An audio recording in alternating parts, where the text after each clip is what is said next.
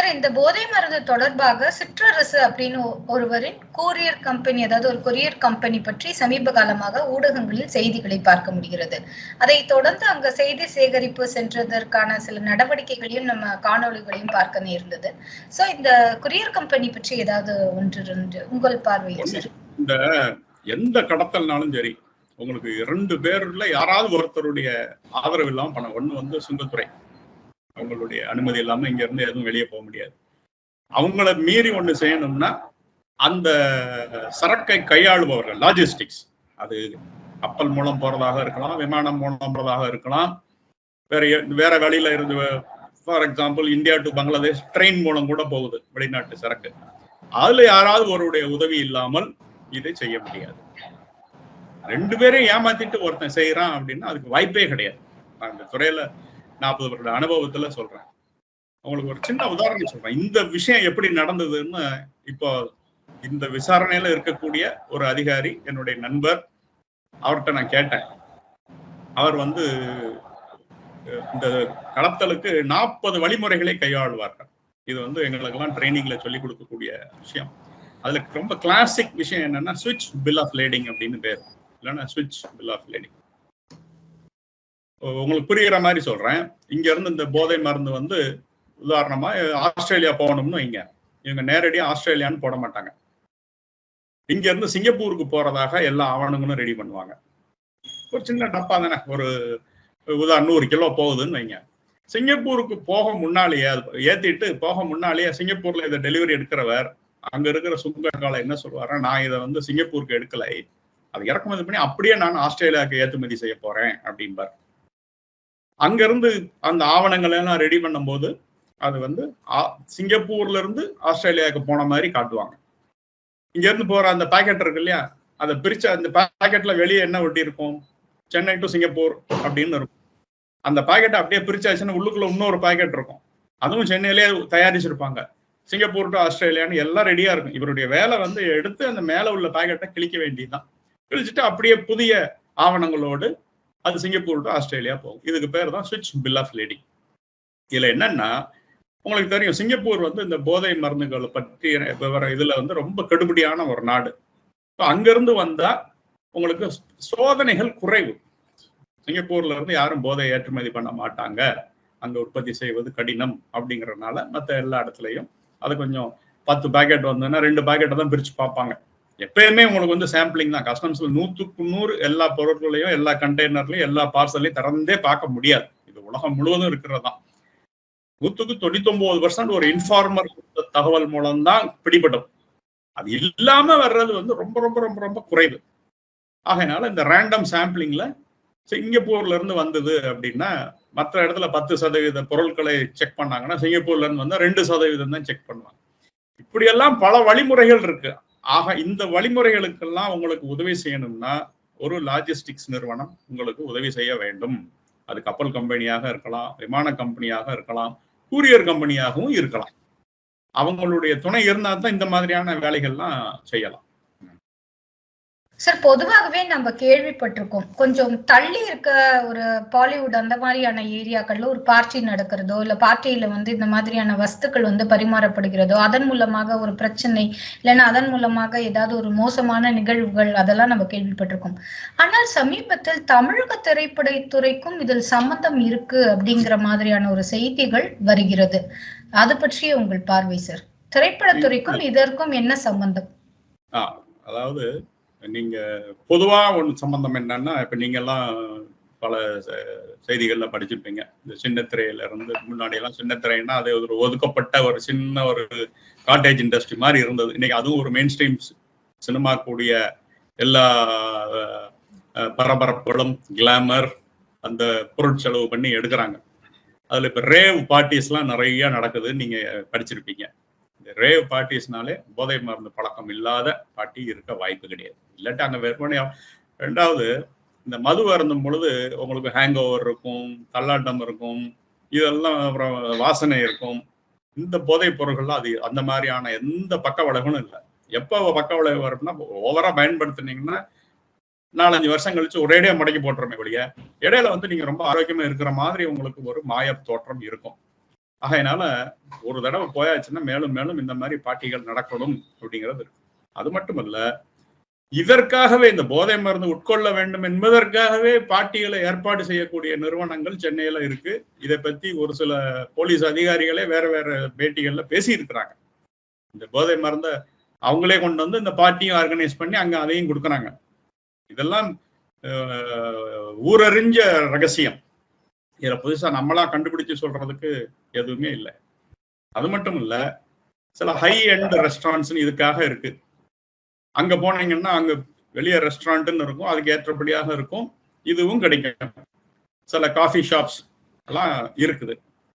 இதுல குறிப்பாக நம்ம வந்து டைரக்டர் அமீரை பத்தி பேசணும்னா, இப்ப அவரு வந்து எனக்கு இவர் உறவினர்னு ஒரு பழைய பேட்டியில சொல்லியிருக்காரு. இவரை பத்தி ரொம்ப புகழ்ந்தா பேசியிருக்காரு. சரி, அப்போ 18 வயசுல இவர் இவ்வளவு பெரிய கோடீஸ்வரர் ஆகிறாருன்னா, உறவினர் இப்படி கோடீஸ்வரர்னா அவருக்கு தெரியாம இருக்குமா அமீருக்கு? 18 வயசு இல்ல, 35 வயசுலயே ஒருத்தன் படம் எடுக்கிறான், வைக்கிறான். அதான் ஒரே நேரத்துல 4 படங்கள் தயாரிப்புல இருக்கு அவருக்கு. இவர் என்ன அவ்வளவு பெரிய நிறுவனமா? ஏவிஎம் மாதிரி நிறுவனங்களே கூட ஒரே சமயத்துல 4 படங்களை தயாரிக்கிறதுங்கிறது ரொம்ப, அது இன்றைய திரைப்பட உலகத்துல நடக்காத காரியம். இவங்கெல்லாம் திரைப்படம்ங்கிறது இவங்களுக்கு வந்து ஒரு விசிட்டிங் கார்டு மாதிரி தானே வழி. இவர் அதை லாபம் சம்பாதிக்கிறதுக்காக திரைத்துறைக்கு வரல. ஒரு 50-60 கோடி ஒரு படம், அதை வந்து தூசியா மதிக்கிற ஒரு மனுஷன் தான் அவர் கையில பணம் புழங்கக்கூடிய பணம் எவ்வளவுன்னு பாருங்க. 4 படம் 200 கோடி ரூபாய். எனக்கு அதில் லாபம் வரலைன்னாலும் பரவாயில்ல, அந்த படத்தோடு தொடர்புடையவர்களுடைய நட்பு வேணும், அதை வச்சு மேலும் நட்பை வளர்க்கணும்னு நினைக்கிறாருன்னா, இந்த இவர் இவர் 3000 கோடி பிடிச்சார் சம்பாதிச்சார் சொல்றதெல்லாம் தவறு. அதே மாதிரி பல மடங்குகள் இருந்தா தான் உங்களுக்கு 200 கோடி 300 கோடியை சர்வ சாதாரணமா விட்டறிகிறாருன்னா, 30,000 கோடி 50,000 கோடின்ற வருமானம் இல்லைன்னா அது செய்ய முடியாது. இதுல இருந்தே தெரியுது இவர் நம்ம இப்ப பேசப்படுவதெல்லாம் அந்த டிப் ஆஃப் த ஐஸ்பர்க்னு சொல்றாங்க இல்லையா, அந்த மாதிரி ரொம்ப குறைந்த அளவு தான் நம்ம கண்ணு முன்னால காட்டிட்டு இருக்கிறாங்க. நம்ம இன்னும் வெளிவராத தகவல்கள் நிறைய இருக்கின்றன. அப்படி தகவல்கள் வெளிவரும் பொழுது திரைத்துறையில பெரிய அளவுக்கு அது ஒரு பாதிப்பை ஏற்படுத்தும். இந்த அமீர் போன்றவர்கள்லாம் பாத்தீங்கன்னா இதுக்கு முன்னால தொட்டதுக்கெல்லாம் அவங்க ஒரு தொப்பி கீழே விழுந்தா கூட உடனே அதுக்கு வாய் திறந்து பேசி அப்படியே உலகத்தை மாற்றுவது போல இருக்கிறவங்களுக்கெல்லாம் அறிவுரை சொன்னவங்க அவருடைய நண்பர்கள் கூட்டம் எங்க போனாங்க? இப்போ அவருக்கு அமீருக்காக எங்க நண்பர்கள்லாம் ஏன் இன்னும் குரல் கொடுக்கல? கேள்வி வருதா இல்லையா? அதுக்கு முன்னால சின்ன சின்ன விஷயங்களுக்கெல்லாம் நாட்டை திருத்துற மாதிரி எல்லாம் பேசிக்கிட்டு இருந்தாங்க. இப்ப இதையும் சேர்த்து வாங்க பேசுங்க. செலக்டிவா அம்னீஷியா வரக்கூடாது இல்ல. ஆகையினால தொடர்பு என்பது மிக நெருக்கமாக இருக்குதுன்னே நான் சொல்லுவேன். சார், களம் மாறுகிறது. 2024க்கான பாராளுமன்ற தேர்தல் சூடு பிடிச்சிருக்கு அப்படின்னு தான் நம்ம பார்க்க முடிகிறது. 3வது முறையாக பாரத பிரதமர் பதவி ஏற்க போகும் இந்த ஒரு மாதிரியான ஒரு தருணத்தில் தமிழகத்திலும் கூட்டணிகள் ஆல்மோஸ்ட் முடிவாகிவிட்டது. அதிலும் திமுக குறிப்பாக 10 தொகுதிகளை காங்கிரஸ்க்கு ஒதுக்கி 2 வந்து விசிகாவுக்கு கொடுத்து 1 மதிமுகவுக்கு கொடுத்து கூட்டணி பங்கீடை முடித்துவிட்ட இந்த தருணத்தில் இந்த பிரச்சனை திமுகவுக்கு எந்த அளவு பாதிப்பை ஏற்படுத்தும், இல்ல பாதிப்பை ஏற்படுத்தாதா? பொதுவாகவே இங்க இஷ்யூஸ் வந்து எவ்வளவு தூரம் மக்களை ரீச் ஆயிருக்கு சார்? நல்ல பெரிய அளவுல ரீச் ஆயிருக்கு. அதாவது பொதுவா சொல்லணே, அந்த காலத்துல எல்லாம் எங்க ஊர் பக்கத்துல எல்லாம் பேசும்பொழுது என்ன சொல்லுவாங்கன்னா, எம்ஜிஆர் ஆட்சிக்கு வந்தாருன்னா ஏதோ நம்ம வீட்டுக்கு தினம் தானே அவர் ஒரு 1000 ரூபாய் மணி ஆர்டர் அனுப்புற மாதிரி ஒரு ஃபீலிங் இருக்குமா. கருணாநிதி வந்துட்டாருன்னா தினம் தானே நம்ம வீடு புகுந்து 1000 ரூபாய் திருடிட்டு போற மாதிரியே ஒரு ஃபீலிங் இருக்கும் அப்படின்னு பேசுவாங்க. அது மாதிரி இருக்கும். திமுகவுக்கு வந்து என்னைக்குமே மக்களுடைய நன்மதிப்பை பெற்று அவர்கள் ஆட்சிக்கு வந்ததே கிடையாது. கலைஞரையும் சேர்த்துதான் நான் சொல்றேன். என்னைக்கு அவங்களுடைய எதிரிகள் ஏதாவது அவங்களுக்கு எதிர்கட்சியா இருக்கக்கூடியவர்கள் ஒரு தவறு செய்யறாங்களோ அந்த தவறை பயன்படுத்தித்தான் இவங்க மேல வந்திருக்கிறாங்க. நேரடியா அவங்களுக்குன்னு ஒரு நாள் மக்கள் வாக்கு போட்டதே கிடையாது. ஸோ டிஎம்கே உடைய ஜெனரல் மக்களுடைய சென்டிமெண்ட் வந்து ஒரு எதிர்ப்பான மனநிலை தான். அதுலயும் இவங்க இந்த ஆட்சிக்கு வந்ததுல இருந்து நடந்த அலங்கோலங்கள் பாருங்க. முதல் வருஷத்துல பிடிஆர் பழனிவேல் ராஜன் அவர் இந்த பட்டு கொஞ்சம் வச்ச விளக்கமாறு மாதிரி எக்கனாமிக்ஸ்ல பெரிய பெரிய புள்ளிகளை எல்லாம் கொண்டு வந்து கமிட்டி வச்சு ஒயிட் பேப்பர்லாம் சப்மிட் பண்ணி எல்லாம் சொன்னார். கடைசியா அவர் என்ன சொல்லி அந்த துறையில இருந்து எடுக்கப்பட்டார்? உதயநிதியும் சபரீஷனும் 30,000 கோடி சம்பாரிச்சுட்டாங்க இந்த 2 வருஷத்துல. அந்த ஒரு சொல் முடிஞ்சு போச்சு. சொன்னது யாரு? பிடிஆர். இன்னைக்கு வரைக்கும் நான் சொல்லலைன்னு அவரு மறுக்கவே இல்லை. அத இந்த வீடியோ இந்த ஆடியோ வந்து தவறானது, அது அப்படி இருந்தா யார் மேலேயும் கேஸ் போட்டிருக்கலாம், அதுவும் பண்ணல. இது மக்களுக்கு தெரியாதா? மக்கள் பார்க்க மாட்டாங்களா? 2G என்ன கொஞ்சம் நெஞ்சம் நம்ம எல்லாம் மறந்துட்டோமா? நீராடியாட்ட கனிமொழியும் ராசாவும் கெஞ்சி கூத்தாடி எங்க பதவி என்னாச்சுன்னு கேட்டதெல்லாம் தமிழக மக்கள் மறந்திருப்பார்களா? சமீபத்துல மழை வெள்ளம், மழை வெள்ளத்தினால நடந்த பாதிப்பு, அதற்கு இந்த திமுக அரசு மேற்கொண்ட ஒப்பனையான நடவடிக்கைகள் இதெல்லாம் மக்களுக்கு தெரியாத? எதை தொட்டாலும் ஊழல்ங்கிற லெவல்ல வந்தாச்சு.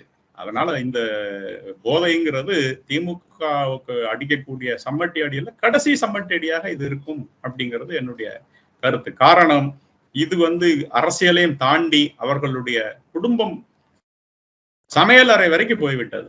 இப்ப நாளைக்கே இடி வந்து கிருத்திகா உதயநிதியை விசாரணைக்கு வாங்கன்னு சொன்னாங்கன்னா தமிழகத்துல என்ன மாதிரியான பாதிப்பு இருக்குங்கிறத நினைச்சு பாருங்க. உங்களுக்கே பதில் கிடைக்கும். கண்டிப்பாக இது நடக்க போகுது. சார், பொதுவாகவே இங்க அல்டர்னேட் ஃபோர்ஸுக்கான ஒரு தேடல் எப்பவுமே தமிழகத்துல இருந்து கொண்டு இருக்கு. அந்த இடத்துல இந்திய தேசியம் பேசும் பாஜக நாங்க அதுக்கு கரெக்டானவங்க அப்படின்னு எப்படி கிளைம் பண்ணலாம்? அதுவும் குறிப்பா தமிழக பாஜக எந்த மாதிரியான முயற்சிகளை முன்னெடுத்திருக்காங்க தமிழக மக்களின் மனங்களை வென்றெடுக்க? கொஞ்சம் உங்களுக்கு வரலாற்று பின்னோக்கி பார்த்தோம்னா, எம்ஜிஆர் அவர்கள் ஆட்சிக்கு வந்த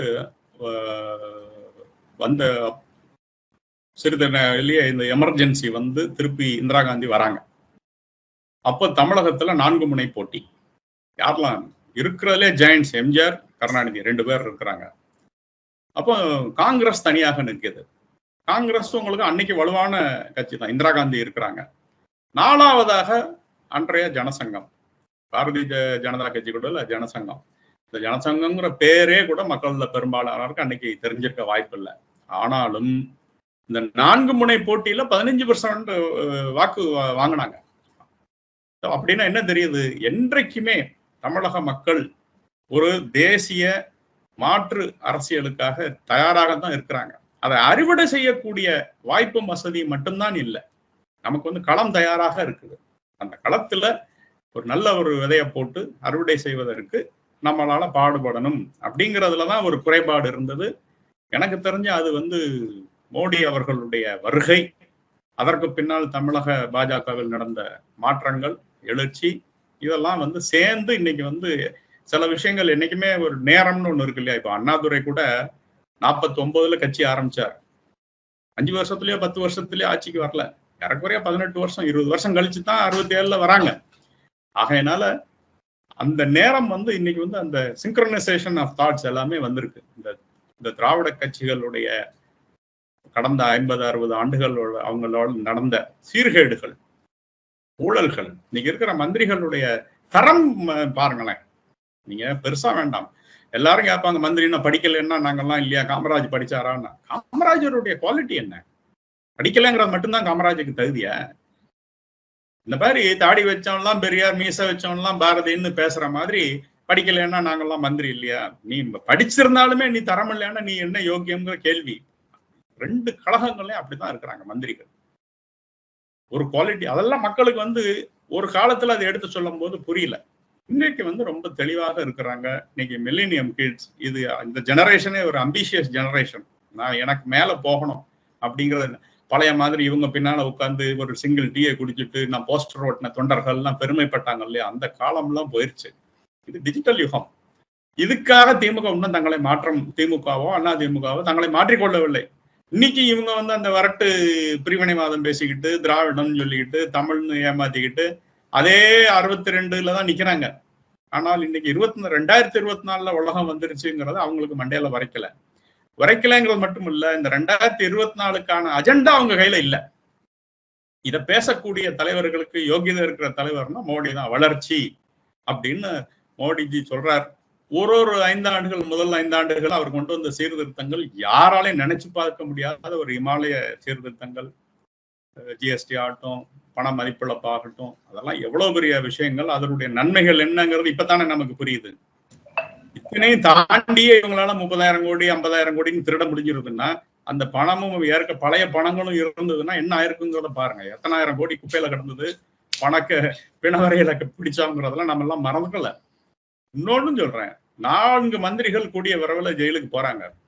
ஏன்னா KKSSR, தங்கம் தென்னரசு, ஜெகத் ரட்சகன், பொன்முடி, அந்த கேசுகள் எல்லாம் இன்னைக்கு ஒரு நிறைவை நோக்கி வந்து கொண்டிருக்கின்றன. GOP ஜாப் அப்படின்னு சொன்னாரு நம்மளுடைய ரொம்ப அதிமேதாவி ராசா, அவருடைய 2G தட்டப்பட்டு இப்போ விசாரணையில இருக்கு. அவரும் கனிமொழியும் திகாரில் கழிதுங்கிற காலம் கூடிய விரைவில் இருக்கு. இத்தனையும் சேர்ந்து ஒரு முனையில வந்து நீக்கும் பொழுது திமுக மொத்தத்தில் காணாமல் போய்விடும். சார் ரொம்ப நன்றி சார். இத்தனை நேரமும் அழகாகவும் தெளிவாகவும் நிறைய விஷயங்களை, அதிரடியான விஷயங்களை தெளிவா மக்களுக்கு புரியும்படி எடுத்து சொன்னீங்க. மீண்டும் நல்லதொரு சந்திப்பில் சந்திக்கலாம் சார். நன்றி, வணக்கம். வணக்கம்.